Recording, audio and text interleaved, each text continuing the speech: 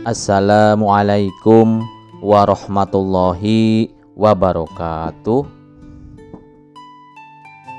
Di suatu sore yang gelap, hujan mulai turun, disertai petir yang bergemuruh di langit ibu kota. Suara petir menggelegar begitu keras hingga istana bergetar. Baginda Raja yang sedang menikmati ketenangan di istananya merasa terganggu oleh suara petir yang semakin mendekat.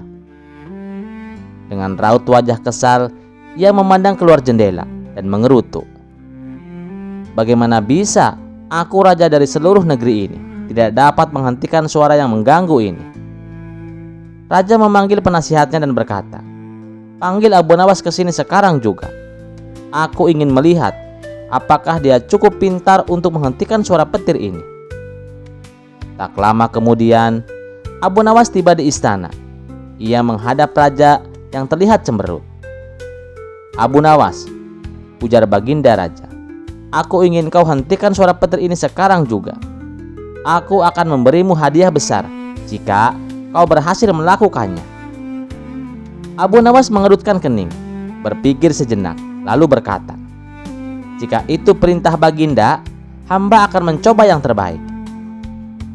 Abu Nawas pun melangkah keluar menuju halaman istana, tepat di bawah langit yang gelap dan berkilat-kilat oleh petir. Para penasehat dan pelayan mengikutinya, penasaran dengan apa yang akan dilakukan oleh Abu Nawas kali ini. Abu Nawas berdiri di tengah halaman, menengadahkan tangan ke atas dan mulai berbicara dengan suara keras. "Wahai petir, aku Abu Nawas, atas nama Baginda Raja, memerintahkanmu untuk diam sekarang juga. Hentikan suaramu, atau engkau akan kuusir dari langit kerajaan ini."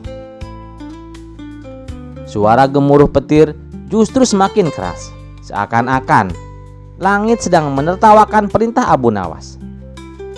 Para pelayan dan penjaga mulai tertawa, menyangka Abu Nawas tidak akan berhasil.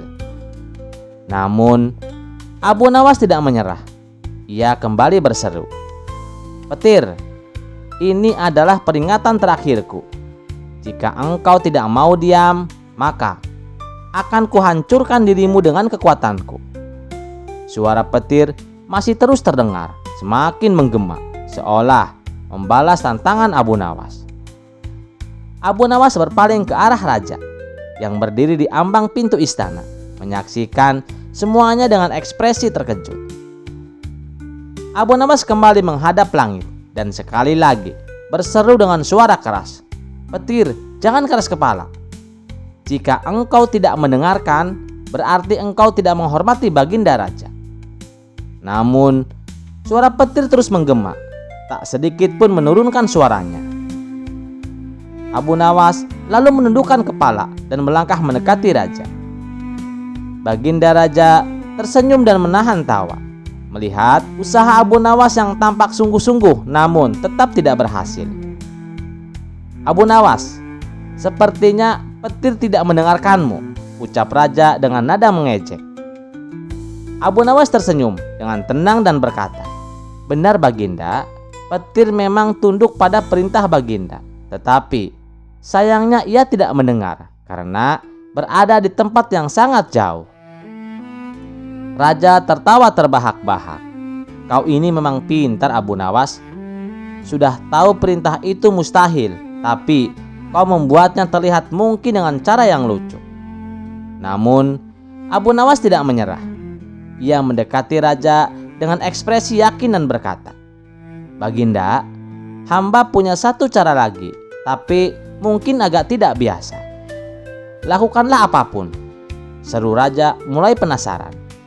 Abu Nawas lalu memohon agar raja dan semua orang masuk ke ruangan tertutup di dalam istana, lengkap dengan tirai tebal yang bisa menghalangi suara dari luar. Setelah semua orang masuk ke dalam, Abu Nawas menyuruh para musisi istana memainkan alat musik mereka dengan suara keras, mengalihkan perhatian raja dan semua yang hadir.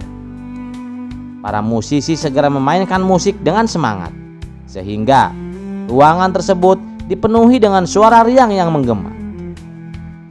Abu Nawas menari-nari dengan musik, dan para penjaga serta pelayan mulai menikmati suasana. Suara petir yang gemuruh di luar perlahan-lahan tak lagi terdengar karena tertutup oleh musik yang riuh. Setelah beberapa saat, raja menyadari suasana menjadi tenang dan suara petir pun tak terdengar lagi. Ia menatap Abu Nawas dengan kagum dan berkata, "Luar biasa Abu Nawas, suara petir benar-benar terdiam." Abu Nawas tersenyum dan menjawab, "Benar Baginda, karena di sini kita tidak mendengarnya lagi. Petir mungkin tak bisa kita hentikan, tapi kita bisa memilih untuk tidak mendengarkannya." Baginda Raja tertawa terbahak-bahak, menyadari kecerdikan Abu Nawas yang selalu bisa menemukan solusi tak terduga. Sejak hari itu, setiap kali badai datang, Baginda Raja seringkali mengadakan pesta musik di istana.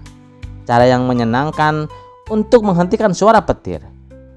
Kisah selanjutnya. Di sebuah pagi yang cerah di istana, Baginda Raja duduk di singgasana. Mengingat bagaimana kecerdikan Abu Nawas telah berhasil mengelabui perintah-perintahnya yang terdahulu. Sudah tak terhitung lagi berapa kali Raja mencoba memberi Abu Nawas tugas-tugas yang mustahil. Namun, Abu Nawas selalu berhasil keluar dari kesulitan dengan akalnya yang licik. Kali ini, Baginda Raja merasa bahwa ia punya tantangan yang benar-benar akan membuat Abu Nawas terjebak. Raja pun memerintahkan seorang penjaga untuk memanggil Abu Nawas ke istana. Tak lama kemudian, Abu Nawas tiba dan memberi hormat dengan penuh penghormatan. Meski di balik senyumnya, ia tahu bahwa Raja pasti tengah mempersiapkan suatu rencana. Terlihat ada kelihatan kepuasan di mata Baginda Raja, dan Abu Nawas langsung menebak bahwa kali ini tugasnya tidak akan mudah. "Abu Nawas," seru Baginda Raja dengan nada penuh percaya diri, "aku punya tugas yang benar-benar sederhana. Karena kau sering mengaku bisa melakukan apa saja, aku ingin kau menggali sebuah sumur di puncak gunung. Dan aku memberimu waktu seminggu untuk menyelesaikannya." Mendengar perintah ini, mata Abu Nawas melebar sejenak. Namun, dengan cepat, ia menyembunyikan keterkejutannya dan tersenyum lebar, seolah menerima tantangan itu tanpa ragu. "Tentu Baginda," kata Abu Nawas sambil tersenyum. "Perintah Baginda adalah kehormatan bagi hamba. Hamba pasti bisa melakukannya." Namun, alih-alih pulang untuk memulai pekerjaan yang mustahil itu, Abu Nawas menatap Raja dengan senyum yang lebih lebar lagi tanpa sedikit licik. "Tapi Baginda, ada satu hal yang perlu hamba sampaikan. Agar pekerjaan ini bisa berhasil, hamba membutuhkan bantuan Baginda." Baginda Raja mengangkat alis. Abu Nawas yang cerdik meminta bantuan. Ini sesuatu yang baru, pikirnya. Ia merasa puas karena menganggap Abu Nawas akhirnya mulai kesulitan. "Baiklah Abu Nawas," katanya sambil tertawa kecil. "Apa bantuan yang kau perlukan?" Dengan suara yang tenang dan penuh kepastian, Abu Nawas menjawab, "Baginda, untuk memastikan bahwa sumur itu berhasil dibuat di atas gunung, hamba membutuhkan air dalam jumlah yang cukup. Jadi, hamba mohon agar Baginda menyiapkan air di puncak gunung sebelum hamba mulai menggali.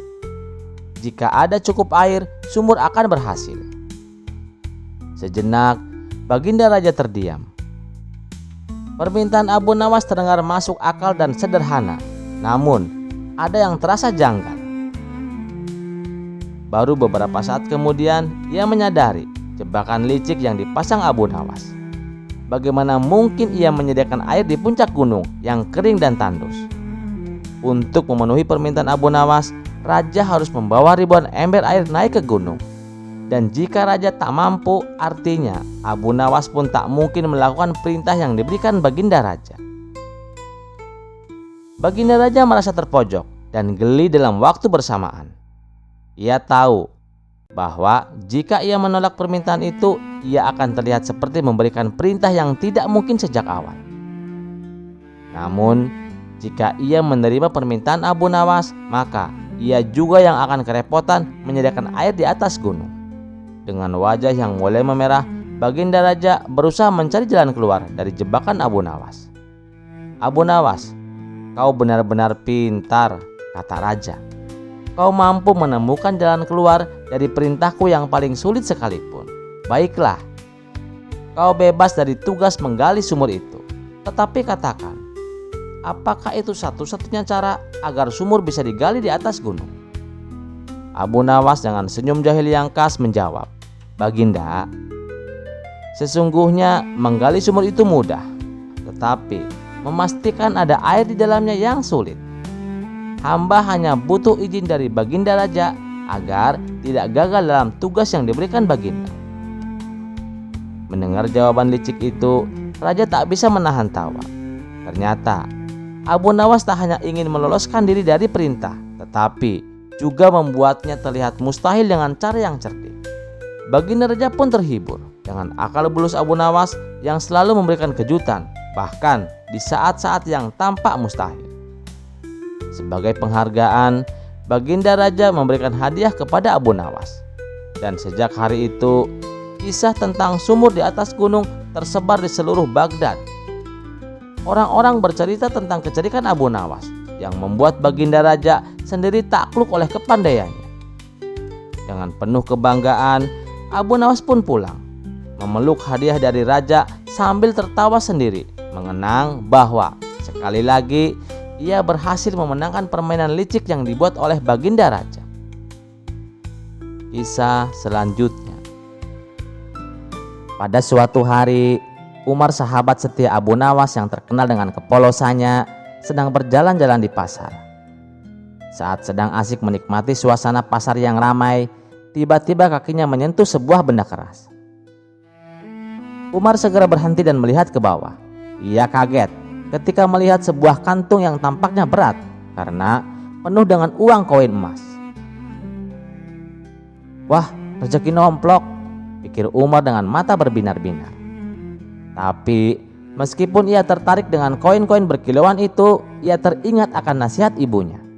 "Umar, jangan pernah mengambil sesuatu yang bukan milikmu." Maka dengan berat hati, Umar mengumpulkan keberaniannya dan membawa kantung itu dengan harapan bisa menemukan pemiliknya. Namun, masalahnya Umar tidak tahu apa yang harus dilakukan. Maka, ia pun pergi menemui sahabatnya Abu Nawas, yang terkenal cerdas dan selalu punya solusi untuk masalah-masalah yang aneh. Abu Nawas yang saat itu sedang bersantai di rumah terkejut melihat Umar datang dengan wajah cemas dan membawa kantung uang besar. "Wahai Abu Nawas, aku dalam masalah besar," ujar Umar dengan nada dramatis. Abu Nawas menaikkan alisnya sambil menahan tawa. "Wah Umar, masalah besar apa lagi kali ini?" Umar pun menunjukkan kantung uang itu. "Aku menemukan sekantung uang di jalan dan aku tidak tahu apa yang harus aku lakukan. Aku takut kalau pemiliknya mencari-cari dan menuduhku mencurinya. Bagaimana kalau aku sampai dituduh sebagai pencuri? Kan gawat." Abu Nawas menatap Umar sejenak, lalu mengangguk pelan, berpikir bagaimana menjelaskan dengan cara yang sederhana. Ia tahu Umar memang baik hati, tetapi terkadang terlalu polos, sehingga mudah terjebak dalam kebingungannya sendiri. Abu Nawas pun menatapnya sejenak dan tersenyum. "Baiklah Umar, jika kau takut dituduh mencuri, maka kembalikan saja uang itu." Umar mengangguk-angguk seolah memahami. Esok harinya, ia kembali menemui Abu Nawas. Wajahnya penuh dengan kebingungan. "Wahai Abu Nawas, aku sudah kembalikan uangnya." "Bagus," sahut Abu Nawas. "Di mana kau letakkan uang itu?" "Aku kembalikan ke jalan tempat aku menemukannya," jawab Umar dengan polos. Mendengar itu, Abu Nawas tak bisa menahan tawanya kali ini.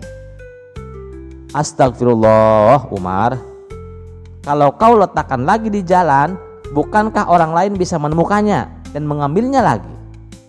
Kau kira uang itu punya kaki dan bisa pulang ke pemiliknya sendiri?" Umar terdiam, tampak bingung. "Wah, benarkah begitu?" Ia menggaruk kepalanya yang tidak gatal. "Lalu, apa yang harus aku lakukan Abu Nawas supaya pemiliknya bisa menemukannya?" Abu Nawas berusaha keras menahan tawa sambil berpikir cepat. Begini saja Umar, daripada bingung, serahkan saja kantung uang itu kepada hakim. Biarkan hakim yang mengurusnya. Dia pasti akan mengumumkan bahwa ada uang yang ditemukan, sehingga pemiliknya bisa datang dan mengklaimnya. Umar mengangguk penuh semangat.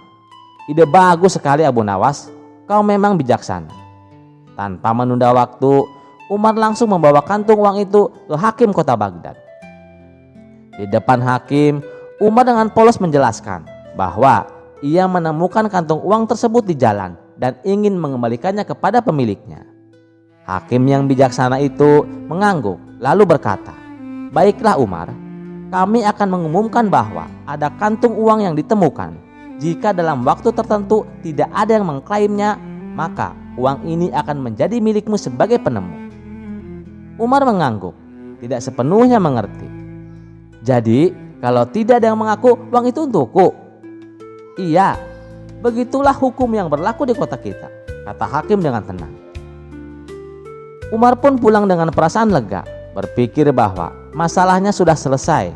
Namun, beberapa hari kemudian ia kembali lagi menemui Abu Nawas. Kali ini dengan wajah lebih kusut dan bingung dari sebelumnya. "Abu Nawas," serunya dengan suara putus asa, "hakim mengatakan bahwa kantong uang itu sekarang menjadi milikku karena tidak ada yang mengaku sebagai pemiliknya." Abu Nawas tertawa terbahak-bahak sampai air matanya keluar. "Astagfirullahaladzim Umar, jadi kau yang tadinya takut dituduh mencuri, sekarang malah punya kantung uang yang bukan milikmu. Benar-benar kebingungan yang tidak ada ujungnya." Umar menggaruk-garuk kepala sambil tertawa canggung. "Begitu ya Abu Nawas, aku malah jadi bingung. Aku kan awalnya cuma ingin mengembalikan uang itu." Abu Nawas menepuk pundaknya sambil menahan tawa. "Wahai Umar, terkadang niat baik saja tidak cukup. Kau juga perlu berpikir lebih jauh. Lain kali kalau kau punya masalah seperti ini, cobalah untuk lebih tenang dulu sebelum bertindak." Umar mengangguk-angguk sambil tersenyum canggung. Meskipun ia masih belum sepenuhnya paham, ia merasa beruntung punya sahabat seperti Abu Nawas yang selalu membantunya keluar dari masalah, meskipun masalahnya terkadang berasal dari kebingungannya sendiri. Akhirnya Umar pun memutuskan untuk menyimpan uang itu. Namun kali ini ia berjanji dalam hati untuk menggunakannya dengan bijak dan membantu orang-orang yang membutuhkan. Maka ia pergi ke pasar, membeli makanan dan kebutuhan lainnya, lalu membagikannya kepada anak-anak yatim dan orang-orang miskin di sekitar tempat tinggalnya. Tindakan Umar ini akhirnya sampai juga ke telinga Abu Nawas. Dengan senyum puas, Abu Nawas berpikir bahwa meskipun sahabatnya itu sering terjebak dalam kebodohan, tetapi hati Umar tetaplah baik. Kisah ini menjadikan bahan perbincangan di kalangan masyarakat Baghdad selama beberapa hari. Orang-orang tertawa geli setiap kali mendengar cerita Umar yang kebingungan, tetapi mereka juga merasa terharu dengan kebaikan hatinya. Bagi Abu Nawas, sahabatnya ini adalah contoh bahwa terkadang kebodohan yang polos bisa berubah menjadi kebijaksanaan asalkan niatnya baik. Terima kasih sudah mendengarkan cerita ini. Sampai jumpa di cerita selanjutnya. Wassalamualaikum warahmatullahi wabarakatuh.